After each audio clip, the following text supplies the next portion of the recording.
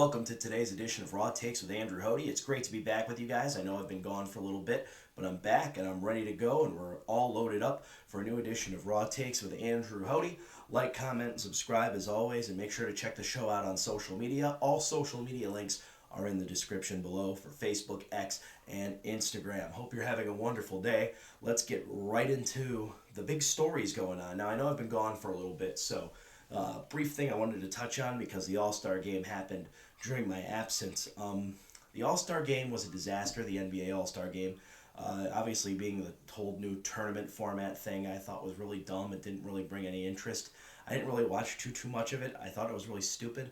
The skills competition, obviously Donovan Mitchell and Evan Mobley won that for the Cavs, so props to them. As a Cavs fan, I love that, but to me, like, the skills competition did nothing for me. The three-point competition, even though Darius Garland was in that, did nothing for me.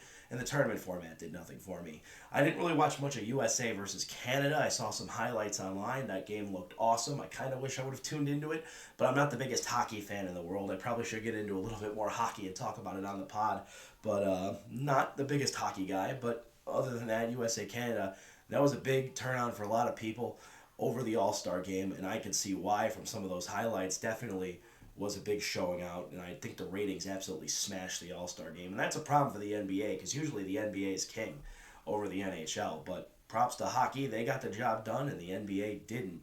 And that's where we're at in terms of the All-Star game versus USA versus Canada and what the NHL's doing. So, props to hockey, no props to basketball whatsoever, but, I'm still an NBA fan. Let's talk about some NBA, and let's get right into it because the All-Star break's been over for a while now.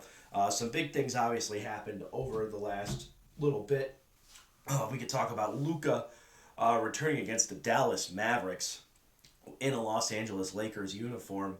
And he actually didn't really have a great performance that night. I think he only dropped like 19 or 20 points. LeBron James, I think, had the most points scored. But you could just see that there was definitely some beef, I want to say. I don't want to say like fury or anything like that, but there was definitely some beef in terms of what was going on with the Dallas Mavericks. I think the Luka Doncic situation is so ugly for Dallas and for what they're trying to do. I mean, it just makes no sense. I mean, I don't even know what they're trying to do is really a better way to put it. What are they trying to do? What was Nico thinking? And I think a lot of people in Dallas are thinking that. And I made a whole video on that. I'm not going to make that the whole thing, but the Lakers go to Dallas one more time this year. And if the Dallas Mavericks are on the outside of the play-in tournament looking in, or the Dallas Mavericks are like the 9 seed going to the play-in tournament while the Lakers are like the 4 or 5 seed, that's going to be ugly. And I think the fans in Dallas may react against the Mavericks. I mean, that could be a huge problem. And they already have injuries now, including Anthony Davis, who just got injured. And the Dallas Mavericks have had some promising wins.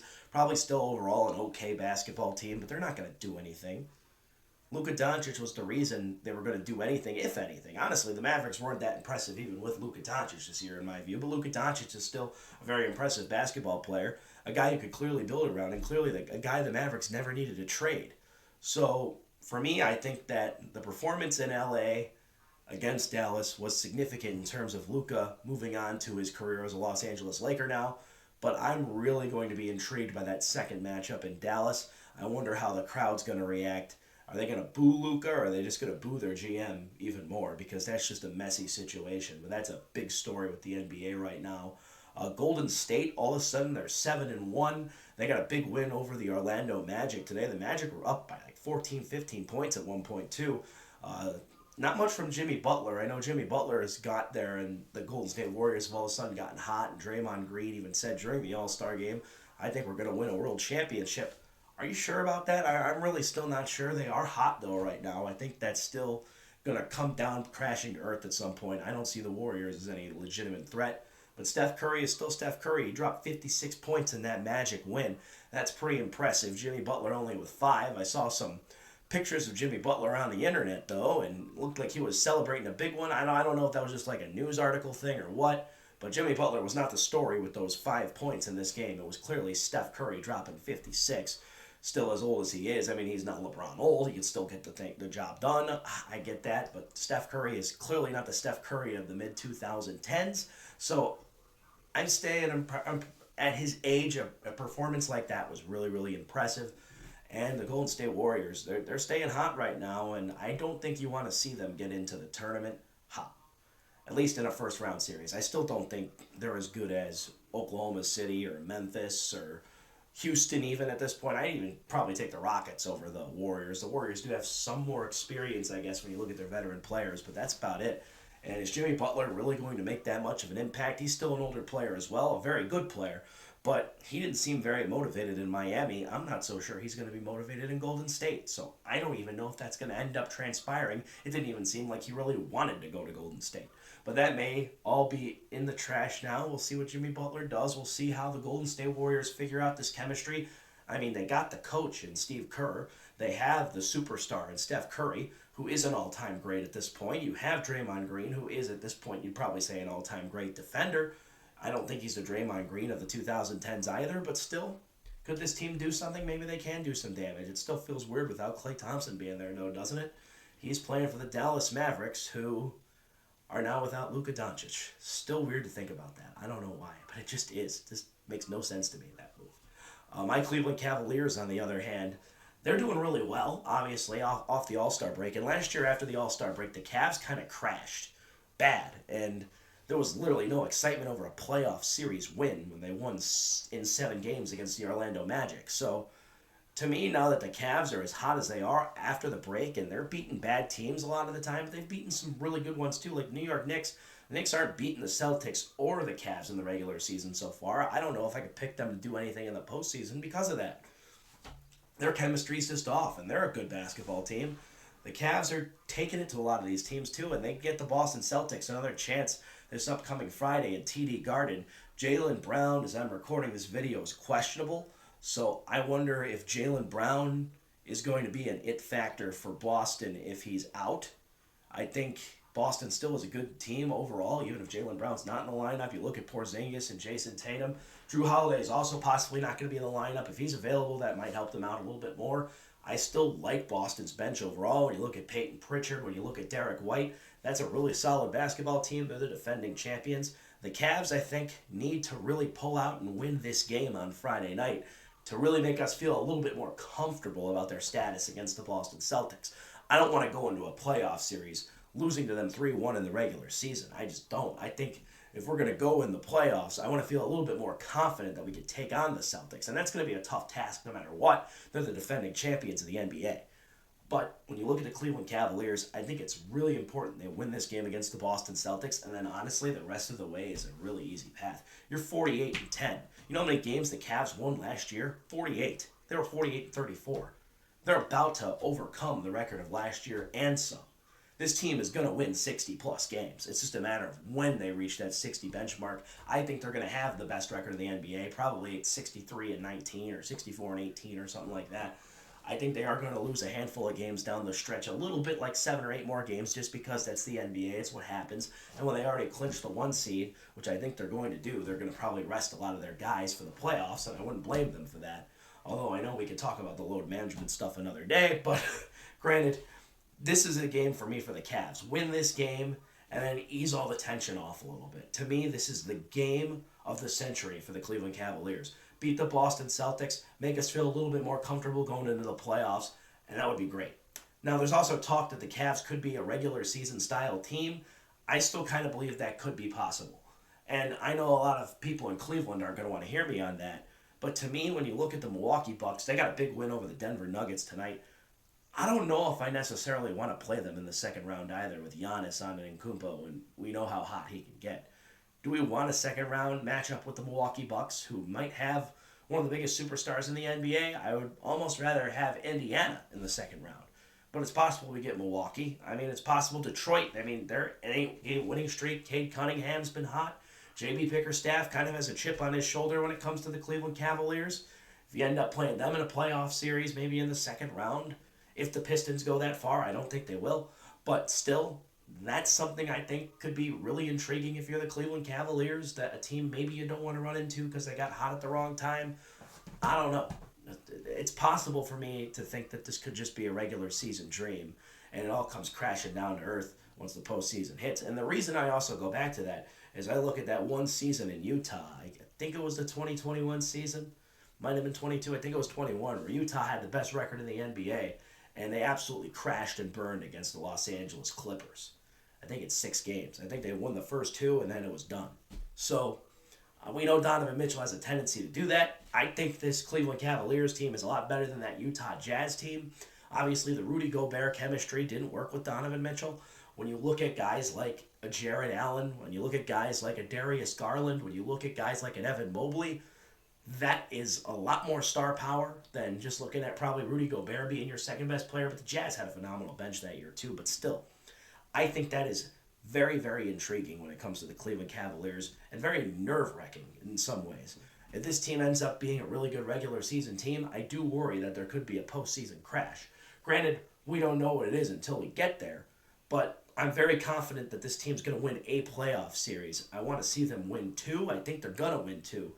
But the Milwaukee Bucks are kind of staring down that 4 or 5 spot right now, and that kind of concerns me because we know how hot Giannis can get, and we know how hot Damian Lillard can get, and we know that the Bucks still have some pretty good role players like Brook Lopez, for example. I mean, Brook Lopez isn't the guy he used to be, but still, like there's something about the Milwaukee Bucks and the Cleveland Cavaliers that scares me to a degree in a playoff series, and I think it's just because of the threat of Giannis, the NBA champion that he is, the Greek freak that he is. I mean.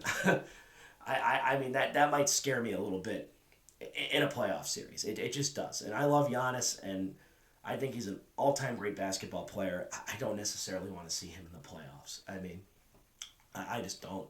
So that kind of makes me nervous a little bit. But I'm not going to harp too much about the Cleveland Cavaliers and what they do in the postseason right now. It's about the regular season. Take care of the Boston Celtics, make us feel better a little bit, and then we'll worry about if the Cavs are a regular season team once the playoffs arrive.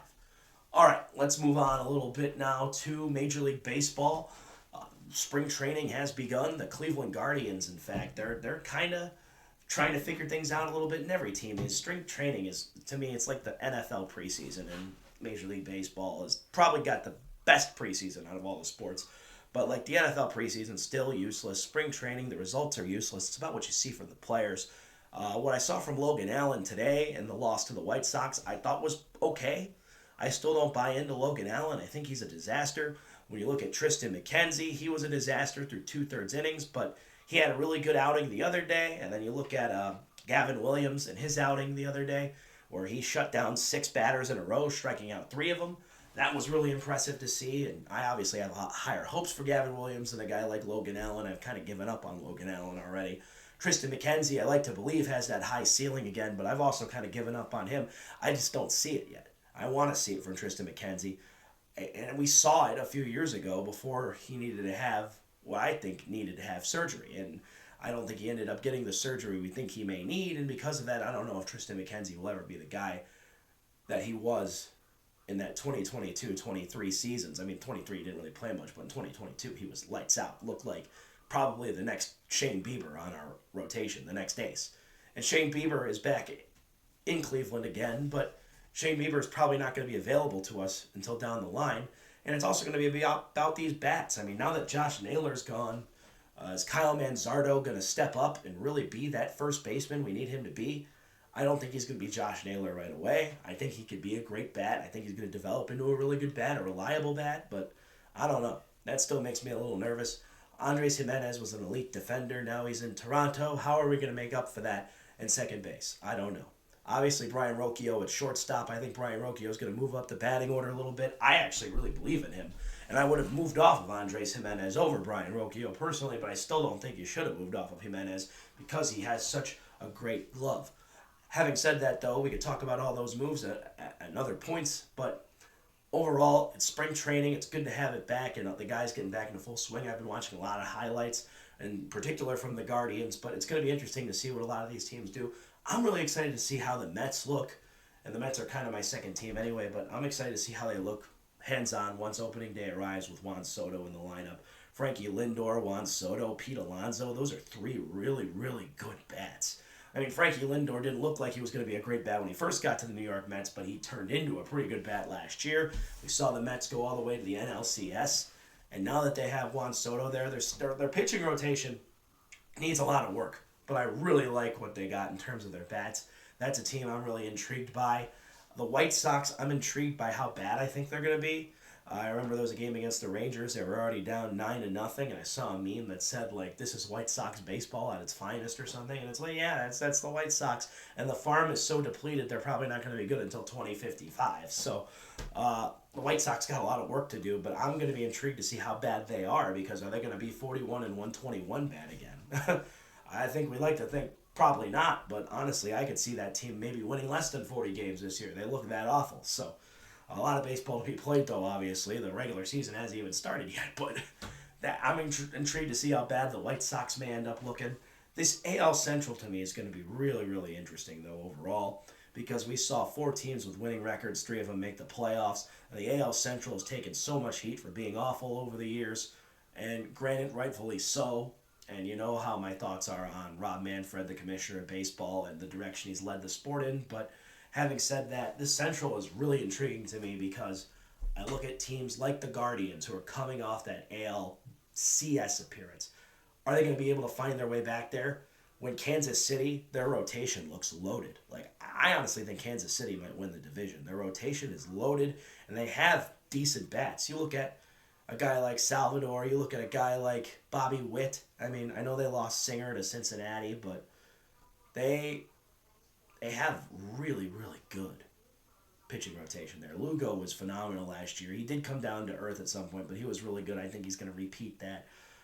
That to me, Kansas City might be the best team in this division. Detroit obviously has the defending AL Cy Young winner, so that's going to be another interesting thing to see too from Detroit. But I think the thing that's going to be flawed with the Tigers is they're well managed by AJ Hinch, but they're not really well put together in terms of sustaining longevity.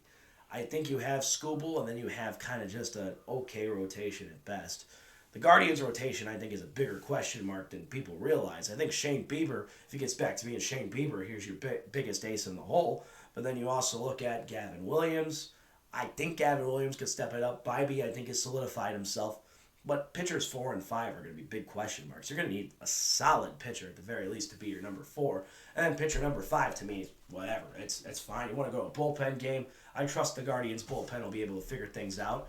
And it's going to be on the bullpen to get the gas going again, too. Can you fit Logan Allen maybe in the bullpen? I see him as a guy that might get an inning or two and eat it up. Cade Smith, can you develop him in maybe being a later inning guy? Hunter Gaddis, we've seen it from him. He brings a lot of heat. Class A, is he going to be the same Class A that closes the games out for you? And can he sustain that going into the playoffs? I almost think I want to see Class A blow some saves this year, because if we do go on a playoff run, I think Class A needs to save his heat for that. He needs to be a very good postseason performer this year, because I don't think he was last year at all.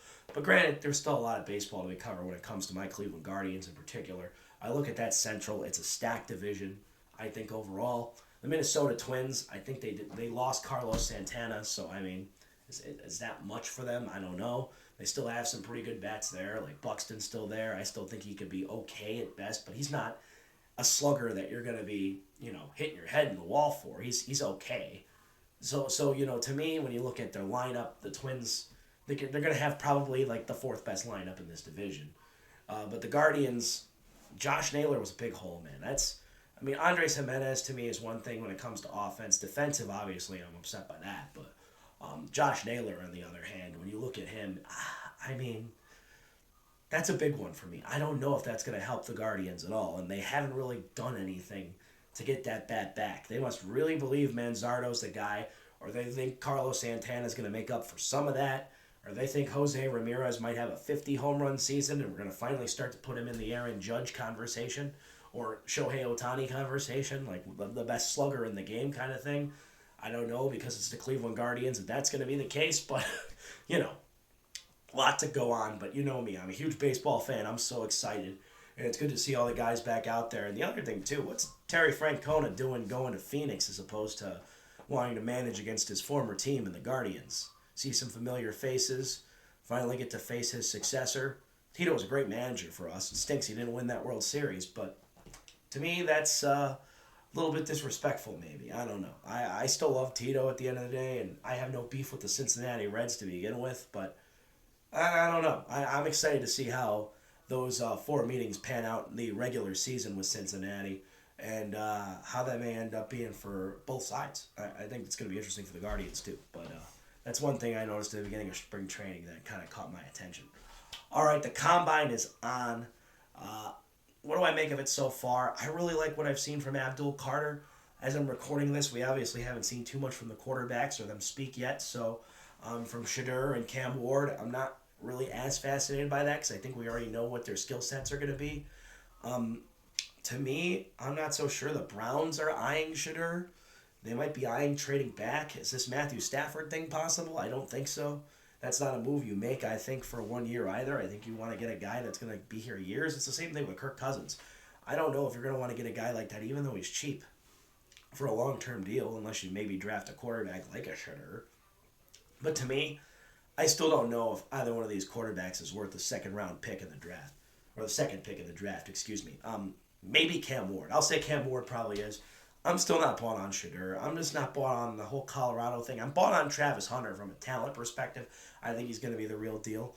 But something to me about Colorado, I don't know. I love Deion Sanders. I love what he's been able to flip there. But it's just, to me, the whole Colorado thing is just so weird. Because it's Deion Sanders, I feel like they're getting so much more credit when they played so many bad teams. And beat so many bad teams. And lost to bad teams. And they lost to Kansas State. They're not any good. I don't believe Colorado was that top-notch of a football program. They were ranked at a lot of points this season. I don't get why. But, my frustration with the rankings and all that crap, we could talk about that in another video.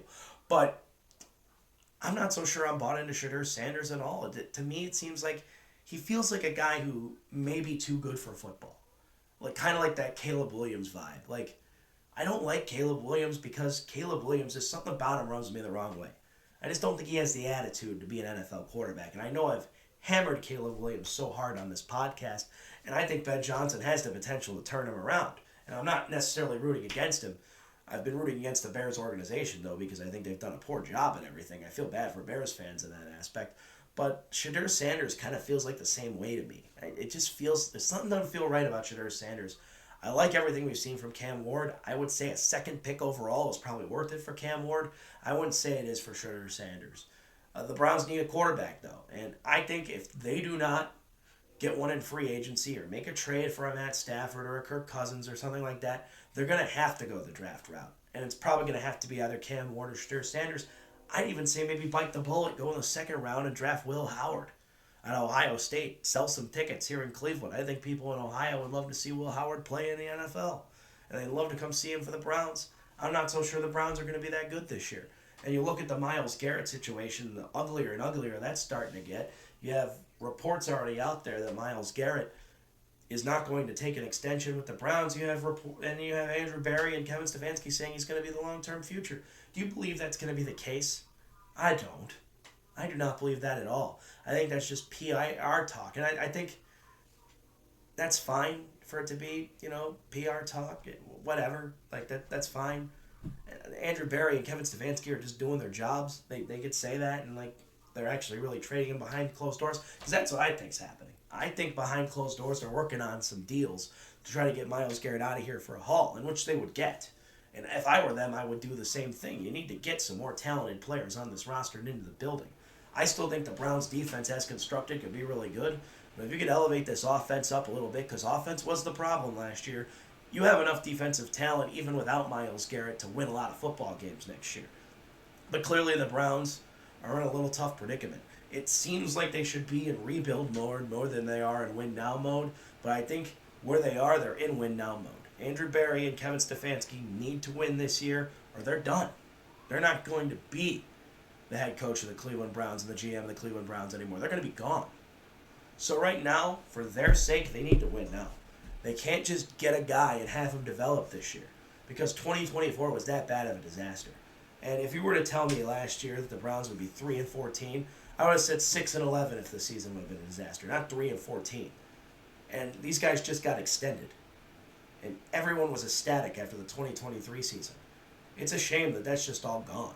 But that's just the state of the Browns right now. And if I'm a Browns fan right now, I'm just going to be honest. I'm looking at the Cleveland Cavaliers and saying they're 48-10. They might win the NBA Finals this year. I'm on that train right now. I'm on the Guardians train. They just made the ALCS, and they might make another one. Maybe they won't. But the Guardians are promising because we're looking at what they did last year. Even though I think they made some stupid moves in the offseason and may not be nearly as good as they were last year, I think it's still possible they could be. They're a good organization. The Browns aren't showing it for us right now. And that doesn't mean we shouldn't be rooting for them, and maybe they figure things out in the draft, but the Myles situation's ugly. The writing's on the wall. I think that's done and dusted. He's not going to be with the Browns this offseason, I think, by the time June 1st rolls around. I think he's going to be either a Detroit Lion or a Washington Commander. He's not going to be in the AFC. I really believe that. And not only that, I think when you look at the entire landscape of the NFL, there's so many other teams that you could watch right now that I think are going to do a lot better things than the Cleveland Browns are this offseason, including the draft. And I think one of those teams is down 71, Cincinnati, the Bengals. I think they're going to re-sign Jamar Chase to a mega deal, and they're going to work on that offense. They have a lot of defensive pieces they still need to figure out. I think they will. I think you look at the Baltimore Ravens, they're going to retool. They're going to be a lot better this year. I think you look at Kansas City, they're obviously going to be more motivated than ever after losing the Super Bowl. That was their chance to three-peat. That was probably their only chance they'll ever have to three-peat. But they're going to want to go back at it and win. That's what they're going to do. Even though I think the GOAT conversation's over, Patrick Mahomes could still chase Tom Brady in ring total. He has plenty of prime years left. The Buffalo Bills. Buffalo Bills, I think, got better in the regular season. Although Amari Cooper didn't turn out to be the Amari Cooper he was for the Cleveland Browns, I still think having his presence in there is going to help them out, including all the wide receiver talent Buffalo has, and the good defense, and the good coaching with Sean McDermott. So I think there's a lot of other teams in the NFL right now that are just really, really threatening. And the Browns aren't even close to that. And it may not be to any fault of Kevin Stefanski and Andrew Berry, depending on how the Deshaun Watson deal ended up, but that deal is now probably going down in history as the worst deal ever. I mean, it's not even close. That's common sense, really. What I just told you is traditional common sense. That's the worst deal in NFL history, and I think we're going to be seeing the consequences of that for years to come. And even the people that defended Deshaun in terms of his football play, not his off-the-field issues, in terms of his football play, like myself, turned on him. So, what are you going to do if you're the Cleveland Browns? This is the mess you're given, and now you have to deal with it. And the Pittsburgh Steelers, I'll tell you what, they might have winning records every season, but I don't know if they're going to get much better until they get a quarterback in their building, too. Because I don't think Russell Wilson's the guy. I'm not so sure Justin Fields is the guy they're even looking at keeping.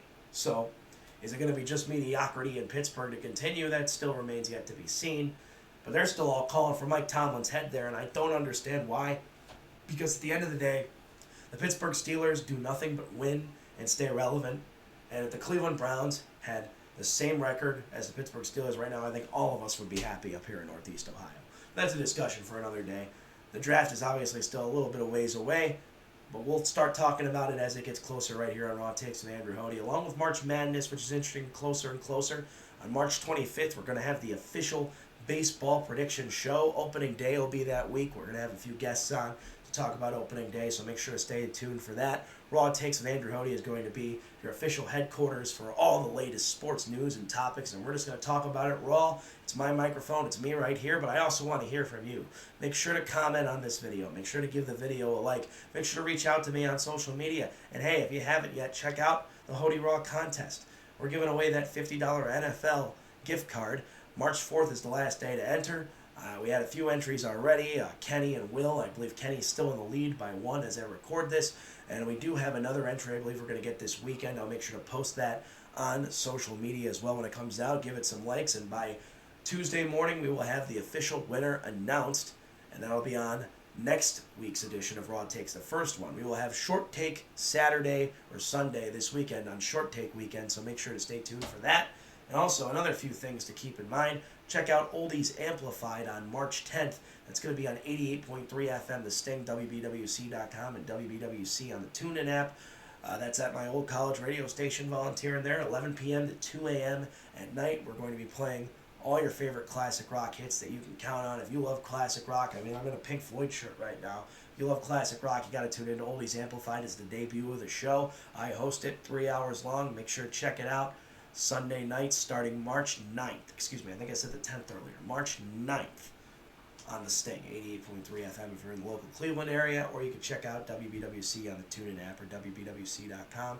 We're working on some social media for that too. but you can also find that on Instagram at Oldies Amplified.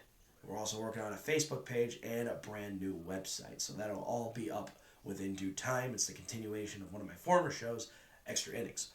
That's going to be it, though, for today's edition of Raw Takes with Andrew Hoty. Hope you enjoyed today's show. Telling it raw like it is. We got a lot of news to catch up on. I know I've been gone for a little bit, but next week we'll have a lot more breaking stories and plenty to get to, so make sure to check all that out next week. Raw Takes with Andrew Hoty. I'm signing off for today, but stay tuned for a short take weekend this upcoming weekend. We're going to do it Sunday night, and then next Tuesday we will announce the winner of the Hoty Raw contest and so much more, catching up on the latest sports scene. It's Andrew Hoty. Those are my Raw Takes, and we'll see you next time.